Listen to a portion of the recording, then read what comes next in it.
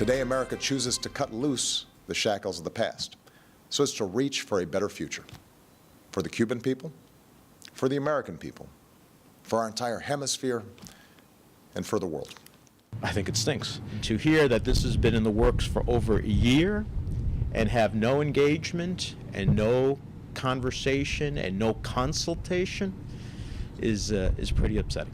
These changes will only lead to greater wealth and influence for this oppressive regime, especially the military.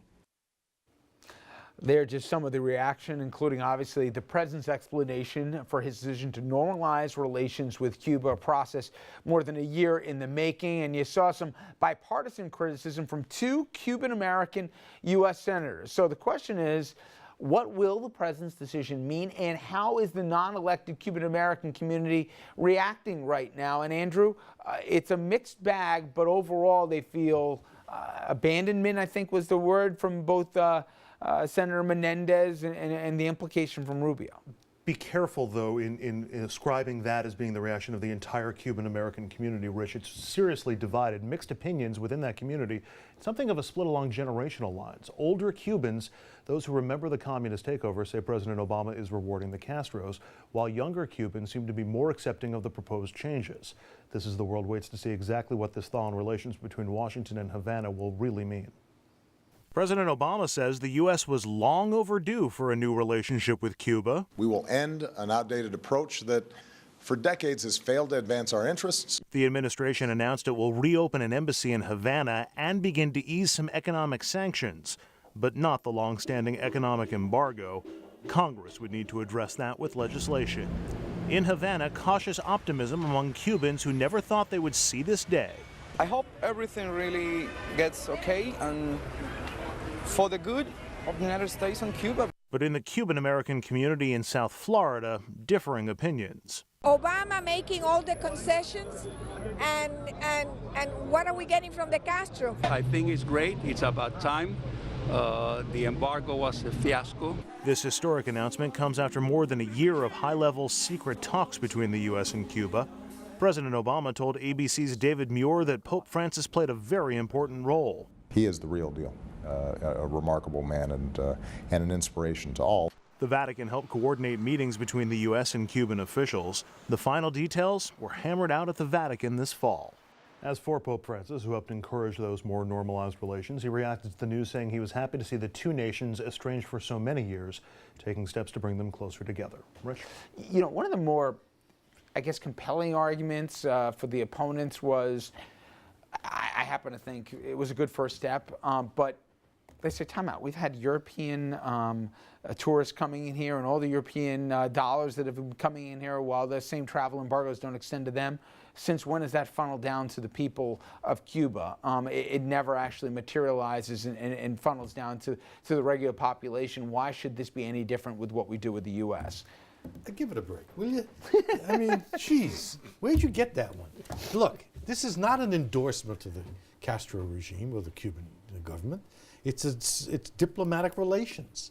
Now, I can understand why people whose family history is entwined with the revolution, the counter-revolution, the Bay of Pigs, the expatriate community, have very strong feelings, and they're entitled.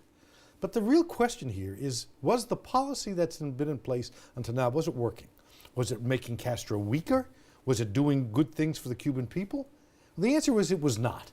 The Cuban government is entrenched, partially with popular support, partially because it's entrenched. Look, Obama has just woken up. For the last 4 weeks, it's like change we can believe in. Now, that doesn't mean it's easy. Doesn't mean he's always right. Doesn't mean that any individual decision is the way to go. But you got this, you got the emission stuff, you got the Iranian talks. Somebody wake up. You've been criticizing this guy for a while. Nicely done. You haven't exactly been leading the cheering patrol either, but it's convenient memory. Yeah. It's going to be Obama had a good week. But also, what about the Congress on this one? Because it's interesting. Rand Paul, who's taken a bunch of interesting positions, whatever you think of him, he supported it.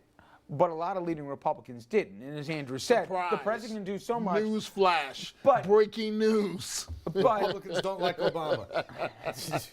We're always on the cutting edge. It's a little more But complicated. they also want Miami is the key to winning Florida. Florida is the key to winning the White House. So anybody who wants to make a run for the White House traditionally has paid a lot of deference to the Cuban-American. Democratic vote in Florida. They went for Charlie Crist in the gubernatorial election that he lost, and they went for Obama.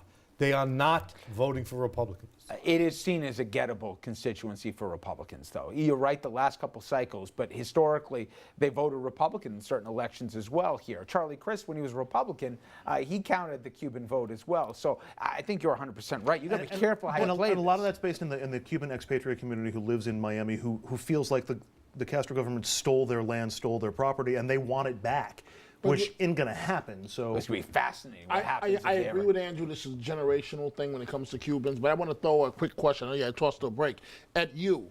And I'm wondering what's in this coffee tonight because I'm agreeing with Rodney again. 3 times. Oh, what was the reason Obama was elected? He was elected for what? Change, drastic change, right?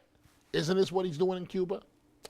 Yes, but it's going to be interesting how this is played out politically. Finally get change, and all you can come up with is I'm yes. just saying Hooray! it'll be Right, come on. interesting what the Hooray! GOP And it's the kind of thing that only a lame duck president can do. It's Yeah. only a president who doesn't have to face another national You know election. what? I'm not so sure that he didn't make a terrible mistake by going with his instincts before the election. Bowing down and knuckling under didn't do him any good. Wait, so he made a mistake before the election? He should I have want done to get to this debate here, done guys. the immigration stuff 6 months ago. I guarantee you this next one, probably the biggest debate you had, maybe at the water cooler today, that was over the whole hacking fiasco with the North Koreans. First the hacking, then the threats. Now Sony's pulled the movie all together called The Interview here. It's supposed to stink, but that's not the point.